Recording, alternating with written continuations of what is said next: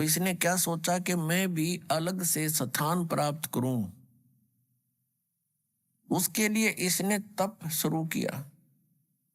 एक पैर पे खड़ा होके ये तप करता रहा और हम सभी जो अपने सुख से रह रहे थे इसको देखने लगे।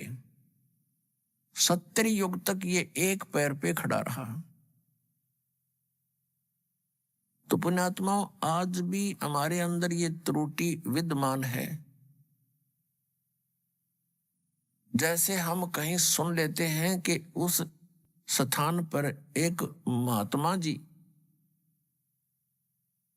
2 वर्ष से खड़े हैं, बैठते नहीं हैं, तो गांव वाले तो सारे देखने जाएं और दूसरा भी जो भी सुने वो अवश्य जा देखने के लिए। 2 साल से खड़ा है, 2 वर्ष से खड़ा है, बैठता ही नहीं। तो ऐसी धारणा हमारे मन में बन गई कि यो 70 युग से खड़ा है, बहुत लंबे समय से। हम उसको चाहने लग गए, उसके ऊपर आसक्त हो गए। अपने आत्माओं, परमात्मा ने आकाशवाणी की, बहुत बार सतर्क किया, अनाउंसमेंट की कि आप इसकी इस कलाबाजी को मत देखें, अपना मस्त रहो। हम ऊपर से तो सावधान हो गए, अक पिताजी को, परमात्मा को आभास ना हो जा, लेकिन अंदर से कसक गई नहीं इसकी। हमारे जबरदस्त इसकी चाह बन गई, इच्छा बन गई। जब इसने 70 युग तप कर लिया तो परमात्मा कबीर जी ने, परमेश्वर ने पूछा कि क्या चाहता है ज्योत निरंजन। तब इसने कहा, पिताजी ये स्थान मेरे लिए कम है, मैं अलग से स्थान चाहता हूं। परमात्मा ने कहा, ठीक है, तेरे 70 युग के तप के बदले में परिणाम स्वरूप आप जी को 21 ब्रह्मांड दे दिए। जैसे एक सेठ साहूकार पिता अपने पुत्र को 21 प्लॉट अलॉट कर दे के लिए, बेटा ये तेरे हैं, खाली प्लॉट। और ये 21 ब्रह्मांड सतलोक के एक कोने में बहुत दूर वहां बता दिया कि वहां जाइए। ये वहां गया, 21 प्लाटों को देखकर बड़ा खुश हुआ। इसने सोचा इसमें कंस्ट्रक्शन भी करनी चाहिए। उसके लिए मटेरियल भी परमात्मा के पास ही था। इसने फिर तप किया 70 युग। तब परमेश्वर कबीर जी ने, परम अक्षर ब्रह्म ने पूछा, क्या चाहता है ज्योत निरंजन। ए सरपुरुष, अब किस चीज की आवश्यकता है तुझे, तू क्यों हट कर रहा है। तब इसने प्रार्थना की कि हे परमात्मा, मुझे कुछ सृष्टि रचने की सामग्री दीजिए।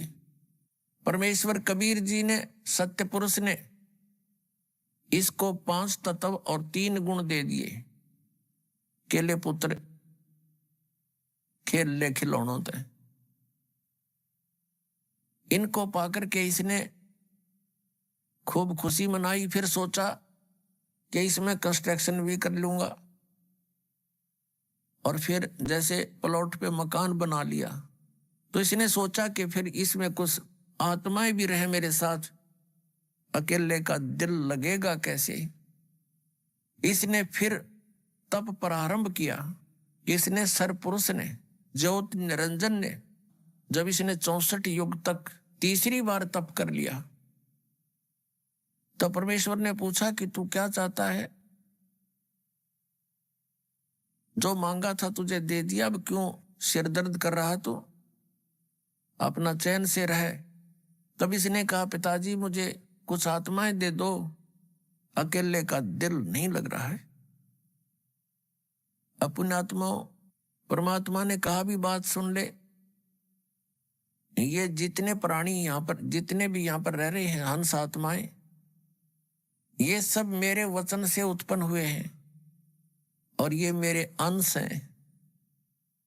ये अपनी आत्मा में तुझे नहीं दे सकता, तो उनको बहुत दुखी कर देगा। तब इसने कहा, नहीं पिताजी, मैं सत्कार आज करूंगा, किसी के साथ अन्याय नहीं करूंगा। परमात्मा बोले भाई कुछ भी कर चाहे ना करे, पर ये मैं नहीं दे सकता, ये मेरे अंश है। मालिक को पता था कि जितनी भी आत्माएं इसको चाह रही है ये कंडेम हो गए। अपने परम पिता से हृदय हटाकर हम इस काल को चाहने लग गए, हम पति भर्ता पद से गिर गए। परमात्मा के हम दिल से उतर गए कि यूं मैं इनको सब सुविधाएं दे रहा हूं, परमात्मा कह रहे हैं, और ये इसको क्या दे रहा है इनको, और इसको चाहने लग गए। कितने बुद्धू ये। तो परमात्मा कबीर जी ने ज्योत निरंजन से कहा कि यदि कोई आत्मा स्वेच्छा से तेरे साथ जाना चाहते हैं तो मैं भेज दूंगा, अन्यथा मैं नहीं भेजूंगा इन आत्माओं को। वो तो अंतर्यामी है कबीर परमेश्वर जी, सत्य पुरुष जी। उनको पता था कि ये बिगड़ गए सारे, और ये अन्य को भी बिगाड़ देंगे जो यहां रह गए। तो जैसे एक सेब विक्रेता होता है, सेब फल, उसको वो सेब कितनी प्रिय होती है, और किसी सेब का कोई दाग लग जाता है, खराब हो जाती है, तो उसका जी तो बड़ा दुख पाता है, दिल बड़ा दुखता है। उस सेब को उन स्वस्थ सेबों से हटाकर दूर रखने में और कूड़े में फेंकनी पड़ती है उसको, लास्ट में सूअर खाया करे फिर उसको। यदि वो उसके रख ले उस सेब को तो अन्य का भी नाश कर दे वो। तो यही दशा आप जी हम सभी की वहां होगी थी। हम परमात्मा के कितने प्रिय थे, फिर भी हमारे को यहां फेंकना अनिवार्य समझा कि ये औरों ने भी खराब करेंगी। हम अपना काम अपने पैर पे कुआड़ा आप मार के आए हैं यहाँ पर। ये सत्कर मान लियो पुण्यात्माओं, ये कोई डूम बांट के गीत नहीं है। या जिस दिन तुम्हारे बात या सत्य कथा हृदय में समा जाएगी उस दिन आप सतलोक के वासी हो जाओगे। ये विश्वास होना ही कठिन है।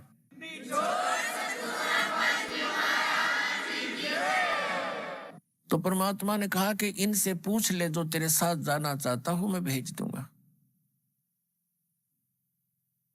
तो पुण्यात्मा वो ज्योत निरंजन हमारे पास आया। हम तो पहले उसको चाह रहे थे, उसके आते ही चारों तरफ खड़े हो गए। उसने कहा कि मैंने पिताजी से 21 प्लाट लिए हैं, 21 ब्रह्मांड, उनमें ऐसे रचना रचूंगा, वहां पर ऐसे पहाड़ बनाऊंगा, झरने बनाऊंगा, फलदार वृक्ष लगाऊंगा, मेरे साथ चलोगे तुम? सभी ने हमने एक सुर में कहा कि यदि पिताजी आज्ञा दे देंगे तो हम आपके साथ चलने को तैयार हैं।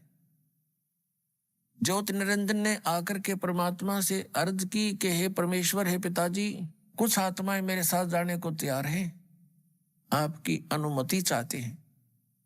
परमेश्वर ने कहा कि मेरे सामने हाँ भरवा दे, सहमति करवा दे, फिर मैं भेजूंगा।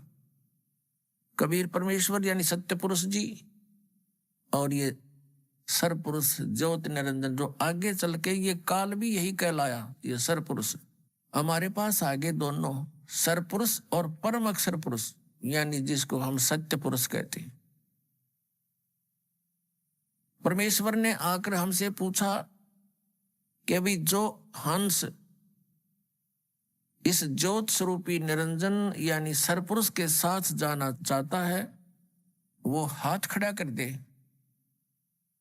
अब पिताजी के सामने, क्योंकि जिसने पहले हमें कहा था कि इसके ऊपर आसक्त मत होना, कर्म बिगड़ जाएंगे तुम्हारे, तो नहीं हिम्मत पड़ी अपने मन की भावना को सार्वजनिक करने की।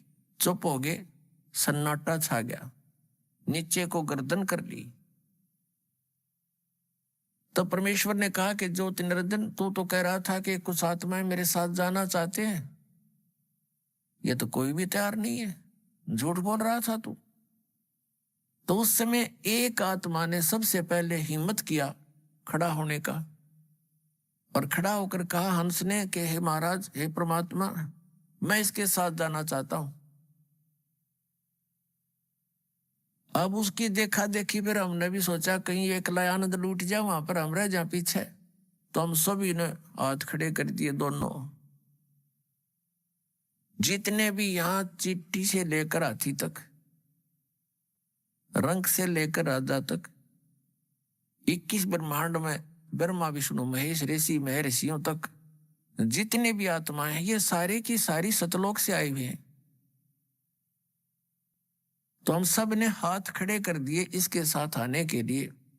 हम इतने निर्लज्ज हो गए। तब परमेश्वर ने कहा कि ठीक है ज्योति निरंजन, अब जाइए अपने प्लाटों में। जिस भी आत्मा ने, जिस हंस ने तेरे साथ जाने की सहमति दी है, उन सब के नंबर मैंने नोट कर लिए। इन सब को भेजूंगा, लेकिन दूसरे तरीके से। परमात्मा ने हम सभी को फिर से बीज रूप में बना दिया, अति सूक्ष्म शरीर बना दिया। और जिस आत्मा ने सबसे पहले, जिस हंस ने सबसे पहले स्वीकृति दी थी, वो लीडर पा क्या था, उसकी लड़की बना दी, कन्या 18 वर्ष की, जैसे एज हो ऐसी। और उसके अंदर परमेश्वर ने अपने वचन से हम सभी आत्माओं को फीड कर दिया उसके अंतःकरण में, और कहा बेटी, मैंने तेरे को वचन शक्ति दे दी है।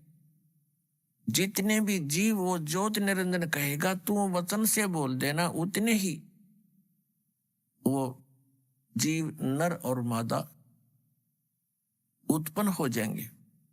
और सभी आत्माएं तेरे अंदर फीड कर दी है, डाल दी। उस लड़की के साथ अपना एक पुत्र सहजदास, जो पहले 16 पुत्रों में से सबसे पहले 16 वचनों से 16 पुत्र उत्पन्न किए थे परमेश्वर कबीर जी ने, उनमें से एक सहजदास भी है।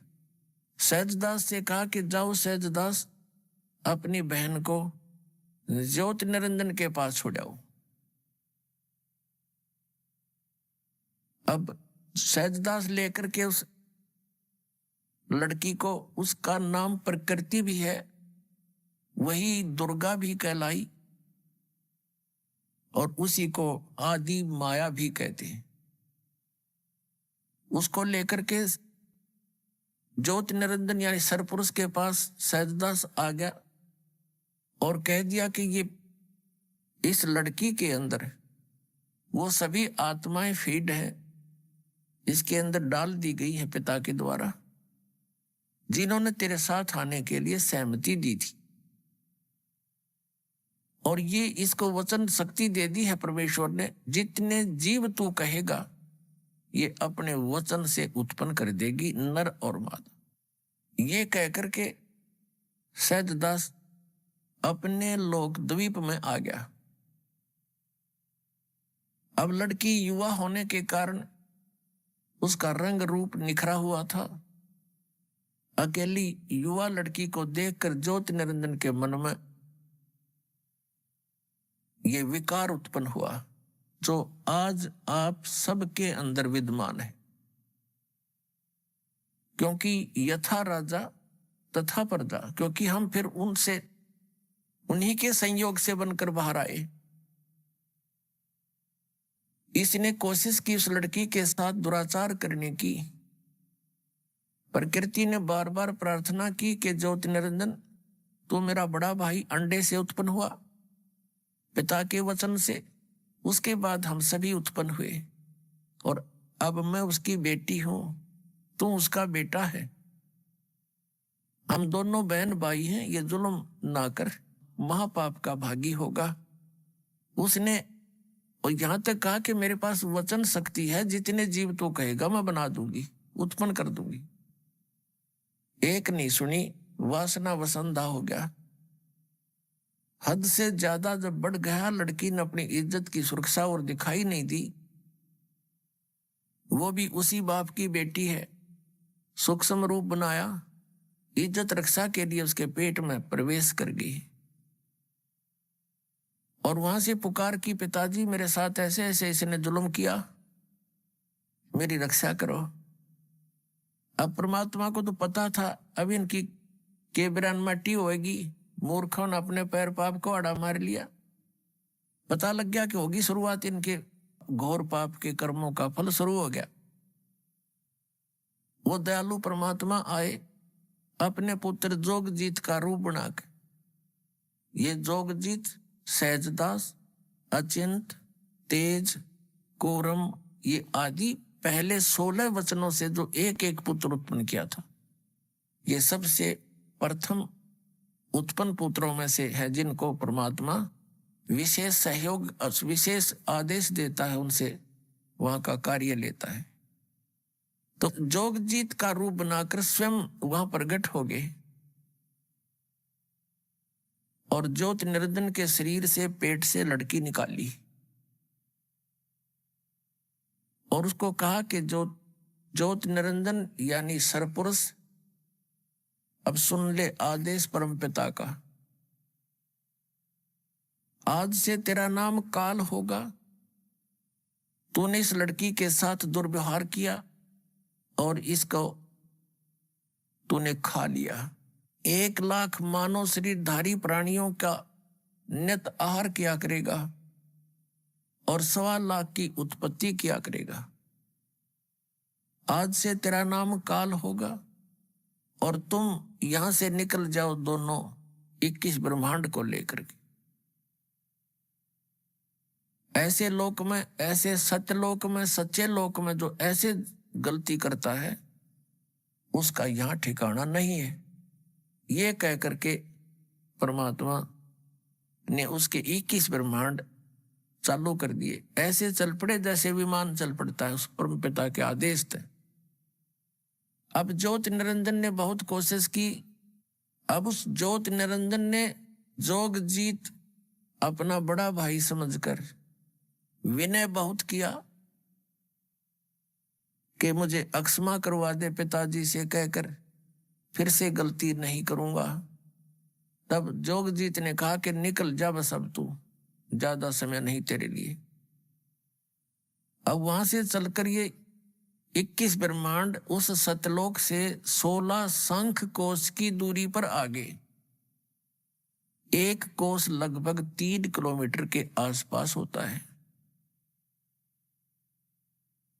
और यहां आकर के ये चक्कर काटने लगे। इस काल ने क्या कर रखा है, 5 ब्रह्मांडों का एक ग्रुप बना रखा है। ऐसे ऐसे 4 महाब्रह्मांड बना रखे हैं जिसमें 5-5 ब्रह्मांड रोक रखे, और एक ब्रह्मांड जो बहुत बड़ा क्षेत्र है उसने अपने निज स्थान के लिए अलग रखा है। और प्रत्येक ब्रह्मांड के अंदर सबसे ऊपर के स्थान पर इस काल ने अपनी अलग से राजधानी नियोजित की हुई है, बनाई हुई है। अब जब ये वहां से चलकर आगे इतनी दूरी पर ज्योत निरंजन ने फिर वही दुराचार प्रारंभ किया उस दुर्गा के साथ। दुर्गा ने कहा कि ज्योत निरंजन जुल्म ना करे, पहले तो मैं तेरी बड़ी बहन, अब मैं तेरे पेट से बाहर आएगी निकल कर तेरी बेटी होगी, तो कोई से नाते की तो लज्जा रख ले। वह तुझे यहाँ जीव चाहिए मैं उत्पन्न कर दूंगी। लेकिन इसने एक नहीं सुनी। अपने ही नख रेखा से, नख नाखूनों से, क्योंकि ये वचन शक्ति जो होती है जातम, ये बहुत बड़ी प्रबल होती है। इसको हम भौतिक विज्ञान से नहीं तोल सकते, उससे नापने की भी चेष्टा नहीं करनी चाहिए। ऐसे कैसे हो गया, ऐसे कैसे हो गया। परमात्मा ने क्या किया था कि उस लड़की के प्रजनन इंद्री नहीं लगाई थी, और लड़की इसलिए बनाया था कि इसकी नीयत और देख लूं यो कितना बढ़िया आदमी है।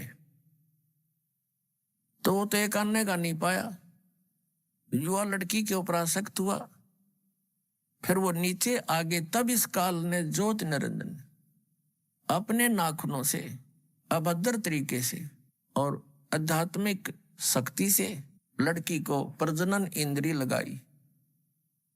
फिर इसने विलास किया, 3 बच्चों की उत्पत्ति की। पुण्यात्माओं, जैसे आध्यात्मिक शक्ति को भौतिक विज्ञान से हम नहीं नाप सकते, और इस कारण से हम इसको नकारा नहीं कर सकते, ना करना चाहिए। यदि आपने अध्यात्म मार्ग में आगे बढ़ना है तो अध्यात्म मार्ग में जिसको हम इम्पॉसिबल कहते हैं वो इम्पॉसिबल नहीं होता।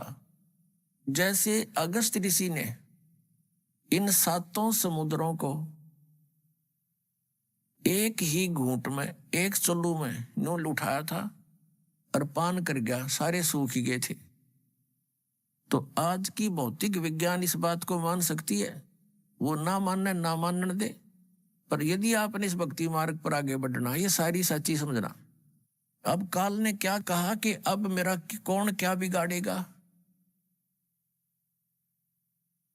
अब जो सजा मुझे मिलनी थी मिल गई, मनमानी करूंगा, सब तरह से उसको डरा धमका दिया। अब दुर्गा को और कोई विकल्प दिखाई नहीं दिया, दुर्गा ने उसको समर्पित कर दिया और प्रत्येक आज्ञा का पालन करने लगी उसके डर से। तो उसने कहा कि मेरा भेद किसी को नहीं देगी तू, नहीं तो तेरी खैर नहीं है। किसी को नहीं बताना मैं कैसा हूं, कहां रहता हूं, और आज के बाद तू सारे ब्रह्मांड में, इन 21 ब्रह्मांडों का तू ही संचार यानी कंट्रोल करेगी, इसको संभालेगी। अब दुर्गा ने कहा कि एक बात बता, मैं एक स्त्री और इतने काम को कैसे संभाल सकूंगी, अब तू मेरे साथ तो रह कम से कम। तो उसने कहा कि नहीं, मैं ऐसे स्थान पर रहूंगा वहां कोई नहीं जा सकता, और वहां पर तू भी मेरी ही आज्ञा और वचन से ऊपर आ सकती है, अन्यथा तेरी भी हिम्मत वहां आने की नहीं होगी, ऐसी व्यवस्था करूंगा। अब दुर्गा के पास कोई विकल्प नहीं था, अपने पैर पर आप कुआड़ा मार के आई थी, सारी बात स्वीकार कर ली। कहा कि मेरा भेद मत देना।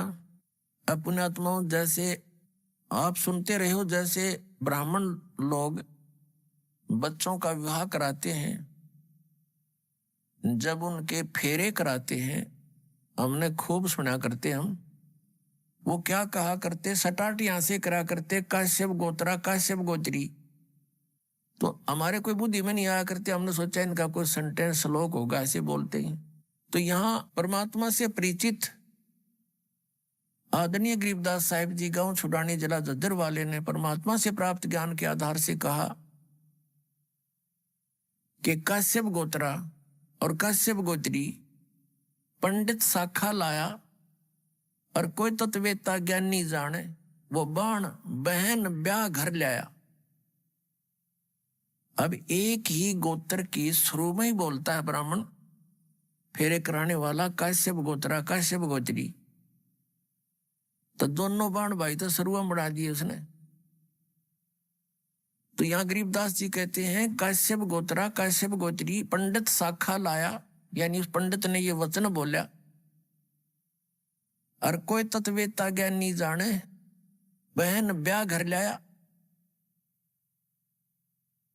एक समय ये दास एक किसी प्लाट के सिलसिले में किसी के साथ कोर्ट में गया हुआ था, तहसील में, पहले की बात है जब सर्विस करता था। तो वहां एक नंबरदार था जो वहां गवाही गुई देते हैं, वो वहां रहते हैं तकरीबन। तो वहां कोई बात चल रही थी उनकी किसी पॉइंट पे, वहां कोई केस था, किसी लड़की ने अपने ही किसी गोत्र के लड़के से कोई विवाह करने की चेष्टा की थी, तो वहां जिक्र चल रहा था। तो वो पंडित वो कह रहा था, वो नंबरदार कह रहा था कि भाई मेरे 3 ब्याह हो लिए। नो बोला मेरे तीसरा ब्याह ही है, पहले वाली से एक बच्चा हुआ था, उसकी मृत्यु होगी, फिर दूसरा विवाह करा हुआ भी ऐसे किसी कारण से नहीं साथ रह पाई, उसकी भी मृत्यु होगी, और तीसरा ही करवाया है 10 वर्ष तक। तो तीनों बार पंडित ने हम बाण भाई तो शुरू में बना दिए थे, काश्यप गोत्रा काश्यप गोत्री, आप ना याद होता आप भी दान कर लियो, ऐसा वो कह रहा था। तो फिर तो सब का याद आवे, वो बोले वचन। और पंडित जी भी वहीं खड़ा था एक, तो उससे पूछ रहे थे, वे पंडित जी नो क्यों कहते हो तुम? वो बोला हमने नहीं पता, हमारे सारे कहते हैं, हम भी ऐसे कहते हैं। तो यहाँ परमात्मा ने बताया है, गरीबदास साहिब जी ने कहा है कि काश्यप गोत्रा काश्यप गोत्री, पंडित शाखा लाया, कोई तत्वेता ज्ञानी जाने, बाण ब्याह घर लाया। तो ये वहां से बिजली गिरी है या फिर यहां आकर हमने अपनी मर्यादा आप बना रखी है। उस सतलोक की नजर में, उसकी दृष्टिकोण से अगर यहां देखें तो ये ऐसा स्थान है जैसे पहले भारतवर्ष के अंदर कोई निकम्मे व्यक्ति और निकम्मी औरतें बिल्कुल बाज नहीं आया करती, गलत काम करने तय, चोरी तय, ठगी तय, जारी तय और किसी अन्य कारणों से, तो उनको सजा दी जाती थी। इंडोमान निकोबार नाम का एक द्वीप है समुद्र के बीच में, उसको काला पानी कहा करते थे। उस काले पानी में छोड़ आया करते उनको कि ये यहाँ रहेंगे तो और समाज खराब करेंगे। तो औरतों को भी और उन व्यक्तियों को भी जो घने निकम्मे टाइप के थे, उस इंडोमान निकोबार नाम के द्वीप में छोड़ कर आया करते थे। तो वहां फिर वापस आने का विकल्प नहीं, उनके पास कोई साधन नहीं था। तो वहां जैसे भी उन्होंने रहना था, कोई किसी ने कुटो छेतो, कोई किसी की इज्जत लूटो, कोई किसी का खसोट लाओ, है वहां ठाडे का राज। तो वहां फिर इस प्रकार से हजारों सैकड़ों की संख्या में व्यक्ति वहां रहने लगे। तो उन्होंने अब ऐसे जैसे तैसे अपना संतानें उत्पन्न करनी शुरू कर ली। धीरे धीरे अब वहां एक देश का रूप धारण हो गया। तो ये जो स्थान आप रह रहे हो, 21 ब्रह्मांड, ये सतलोक से हम काले पानी भेज रखे हैं। यहां हमने आप पे फिर अपनी व्यवस्था बना रखी है, मर्यादाएं बनाई जीने के लिए, नाते गोत बनाए यहाँ पर रहने के लिए। तो परमात्मा हमें याद दिलाना चाहते हैं कि तुम इस गलत स्थान पर रह रहे हो, ये स्थान रहने का कौन है। अब प्रसंग उसी पर आते हैं। अब इस काल भगवान ने फिर अपनी सृष्टि अलग से रचना की। कैसे रची इसने?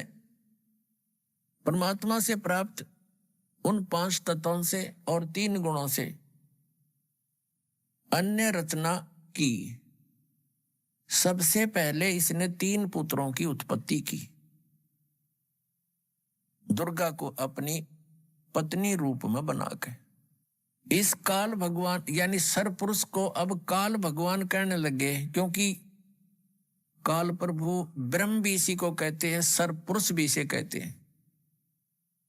पुण्यात्माओं, जितने भी अपने सदग्रंथ हैं उनको अब आसानी से समझा जा सकता है सृष्टि रचना की जानकारी के उपरांत।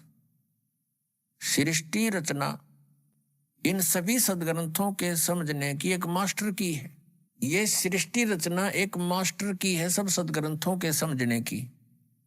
ये प्रथम बार सुनने वाले को ऐसे लगेगी जैसे दंत कथा सी, लेकिन यह सच्चाई से परिपूर्ण है। अब आपको 3 पुरुषों की जानकारी हुई। एक सरपुरुष जो अंडे से बना, मान ले के कबीर परमात्मा के वचन से। एक अक्षर पुरुष जो अचिंत के वचन से उत्पन्न हुआ था। और वो तीसरा जो सबका मालिक, वो परम अक्षर पुरुष है जिसको सत्य पुरुष भी कहते हैं। तो अपने सदग्रंथ इसका संकेत बहुत दे रहे हैं, लेकिन हम समझ नहीं सके क्योंकि हमारे पास ये मास्टर की नहीं थी या मुख्य चाबी नहीं थी। सृष्टि रचना का हमें ज्ञान नहीं था। इस सृष्टि रचना का ज्ञान रचने वाला ही दे सकता है।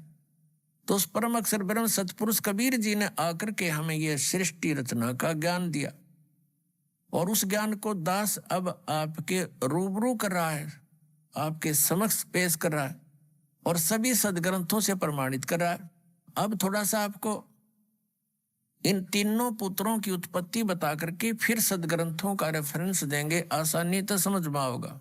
इस सृष्टि रचना के अंदर और इस सारे अध्यात्म ज्ञान को समझने के लिए आप जी को एक चित्र दिखाते हैं जो आसानी से समझ में आओगा।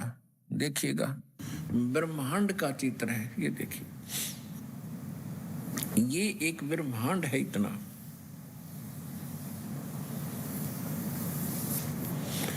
और इसमें क्या क्या स्थिति है देखिएगा।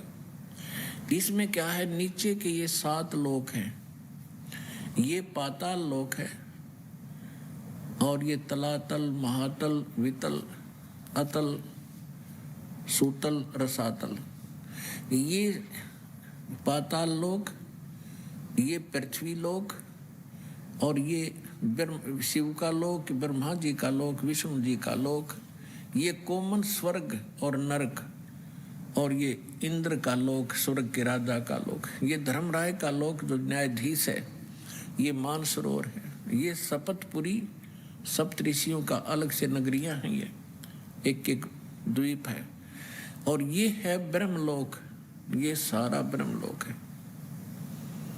इस ब्रह्मांड के अंदर ही ये ब्रह्मलोक है। और इस ब्रह्मलोक के अंदर इस काल ने एक और जाल फैला रखा है, एक ये तो महा इंद्र का द्वीप है, ये ब्रह्मलोक है जिसको महास्वर्ग कहते हैं। ये नकली सतलोक, नकली अलकलोक, नकली अगम और नकली अनामी लोक की रचना इस काल ने धोखा देने के लिए, जीवों को ये धोखा देने के लिए करवा रखी है। और ये दुर्गा का लोक है अलग से, ये समुद्र है शेष सारा, ये सब समुद्र है चारों तरफ, ये सारा समुद्र है। और यहाँ एक अलग से इसने गुप्त स्थान बना रखा काल ने, यहाँ कोई नहीं जा सकता इस काल की इच्छा बगैर। यहाँ इसने 3 स्थान बना रखे हैं। इस स्थान पर ये 3 ऐसे लंबे चौड़े क्षेत्र है, ये वैसे दिखा रखे आपको, ये बहुत हजारों किलोमीटर, हजारों कोस का क्षेत्र है। इस क्षेत्र में ये रजोगुण प्रधान क्षेत्र है। तो ये क्या करता है, इसमें स्वयं ये ब्रह्मा का रूप बना लेता अपने पुत्र, जैसे ये ऐसा रूप, और अपनी पत्नी दुर्गा को रखता है सावित्री रूप में। इन दोनों के योग से, पति पत्नी व्यवहार से जो पुत्र उत्पन्न होता है वो ऐसी शकल का और इसी विचारों का बन जाता है। ये तब तक इसी में रहते हैं जब तक इसका जन्म ना हो ले, और फिर उसको वहीं परवरिश के लिए रख देते हैं, कोमा में रखते हैं। जब तक ये युवा नहीं हो जाते तो ये कोमा में रखते हैं और वैसे उनकी परवरिश जारी रखते हैं। उसके बाद फिर ये यहाँ आ जाते हैं सतोगुण प्रधान क्षेत्र में। यहाँ ये विष्णु रूप बना लेता है और अपनी पत्नी दुर्गा को ये लक्ष्मी रूप बना लेता है। इन दोनों के संयोग से जो पुत्र उत्पन्न होता है वो सतोगुण युक्त हो जाता है और इस जैसी ही शकल का बन जाता है। और यहाँ देखिएगा, और जब ये तमोगुण प्रधान क्षेत्र में जाता है तो वहाँ ये ऐसी वेशभूषा बना लेता है और दुर्गा को ये ऐसे पार्वती जैसी शकल बनाकर वहाँ रखता है। इन दोनों के संयोग से जो पुत्र उत्पन्न होता है वो इस जैसी शकल का बन जाता है। फिर इन तीनों को ये कोमा में रख देता है, और जब ये जवान हो जाते हैं, युवा हो जाते हैं, इन तीनों को इकट्ठा कर देता है। अब रजोगुण प्रधान क्षेत्र कैसा होता है, तमोगुण प्रधान क्षेत्र कैसा होता है और सतोगुण प्रधान कैसा होता है। जैसे एक मकान के अंदर 3 कक्ष हों, एक कमरे के अंदर अश्लील चित्र लगे हों और दूसरे में चित्र लगे हों साधु संत फकीरों के, और तीसरे में लगे हों शहीदों और शूरवीरों के। तो जिस कक्ष के अंदर अश्लील चित्र लगे हैं उसमें जब व्यक्ति जाते हैं उनका मन भी वैसा ही मलिन बन जाता है, वैसी भावनाएं उत्पन्न होने लग जाती हैं। और जब वो उस सतोगुण प्रधान क्षेत्र में, यानी जिसमें साधु संत फकीरों के, महापुरुषों के फोटो लगे हों, वहां जाते ही मन की भावना बदल जाती है। तो जब तक उसमें रहता है उसके वैसे ही विचार रहते हैं, क्योंकि उनकी कहानी से, उनकी जीवनी से वो परिचित होता है। और वही व्यक्ति फिर जाता है उस सूरवीरों के जहां चित्र लगे उस कक्ष में शहीदों के, तो उनकी कुर्बानियों से भी परिचित होता है। उनको पढ़ पढ़ के सुन सुन के उनके विचार करके उनके वैसे ही भाव बन जाते हैं। ठीक इसी प्रकार इसने सुनियोजित तरीके से हम सबको यहां फंसा रखा है। इन 3 पुत्रों को जब ये युवा होते हैं तब तक इनको कोमा में रखता है और इनकी परवरिश जारी रखता है, इनको अचेत रखता है।